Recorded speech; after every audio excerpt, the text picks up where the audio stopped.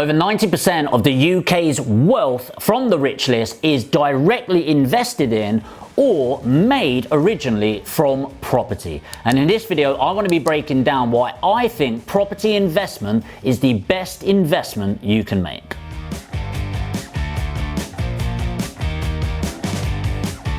Number one is that it outstrips all other investments over the long term, and this is based on the analysis of the risk versus return ratio that is commonly used in investments, and it outstrips stocks overall by around 4% on an annual basis. Number two is that the demand in property outstrips supply, and this is one of the most basic fundamentals in economics when the supply versus demand curve is so much so that the demand is ever increasing. On top of that, the reason I like the demand in property from a rental perspective and also from a purchasing perspective is that the demand is a necessity rather than a want. What that means is that as the economy shifts, because it's cyclical, it goes up and down, even when it does shift down, there's still a huge demand for the rental.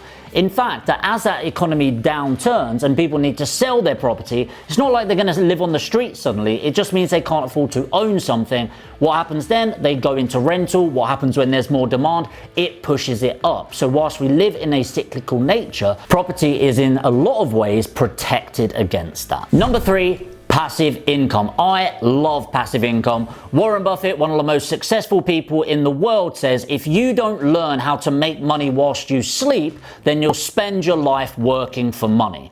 And with property, it is in line or above inflation consistently since property prices and rentals were ever valued. And the great thing about this is you make the investment and you work hard once, and the asset, in this case property, pays you on a residual basis every single day.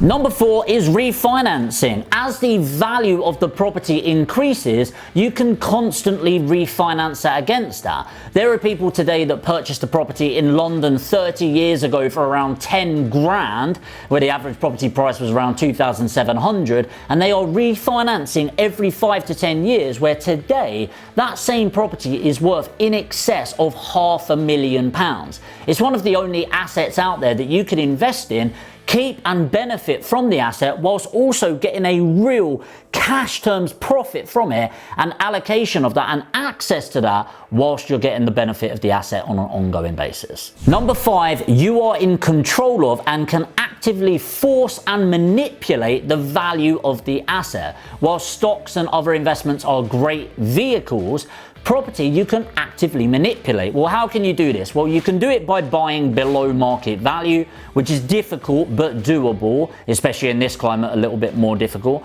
But what you can also do is manipulate it through refurbishment, i.e. doing up the property to a better standard, therefore increasing the value.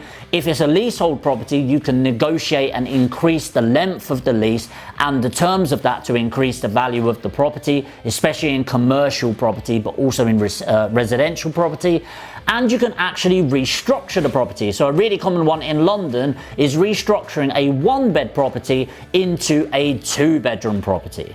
Number six is one of my favorites, which we're going to move on to in a moment. But before that, I want to give a little shout out to this video's sponsor, which is Lendlord. Hey, I just wanted to say a big thank you to Lendlord for sponsoring today's video. If you've not used Lendlord, it is an insane level of software that you can utilize. Number one, when you're in the property, to assess it, analyze the numbers and be able to put an offer in on the spot, which in today's market is the difference between you getting the deal or needing to go to 5 to 10 more viewings. Not only that, but also to be able to do an effective portfolio analysis, linking up your current portfolio, the mortgages, the insurance on there, and the agents linked with it. And it also links to your financial accounting software and your bank to fully assess and break down that portfolio to make sure you've got the best rates possible. What's even better is it's completely free to get access to this right now,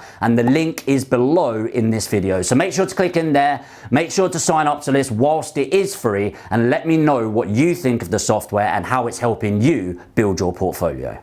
Number 6 is leverage. So leverage is your friend. People have learned in the UK and around the world that debt is bad, debt works against you. Well, no, actually, that's only half of the puzzle. If you actually learn and educate yourself, you'll understand there's a difference between good debt and bad debt. Bad debt goes on liabilities, good debt goes on assets.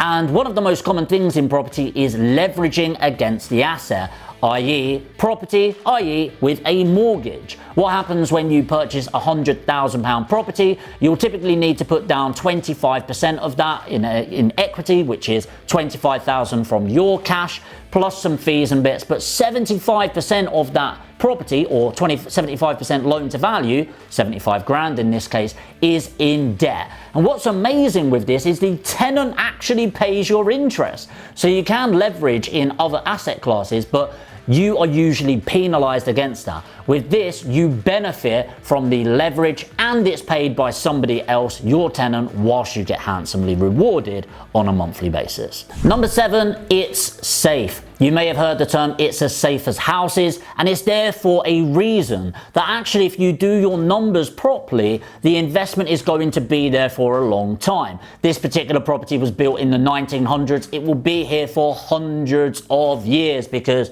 it's bricks and mortar. As safe as houses is as safe as it gets. Which leads me on nicely to number 8, it's tangible. If you're like me, I like to see it, smell it and touch it, and if you've seen some of my property reviews, some properties you can smell more than others. But what I really like about it is cryptocurrency, very high risk, very potentially high returns, but it's as imaginary as it gets. Stocks, shares in companies, again kind of imaginary, but at least it's based on something real. Some of it has tangible assets along with it, others not so much. It's the brand and the service value. But the downside is there could be a newspaper article that could eradicate that business tomorrow, depending on the size of it.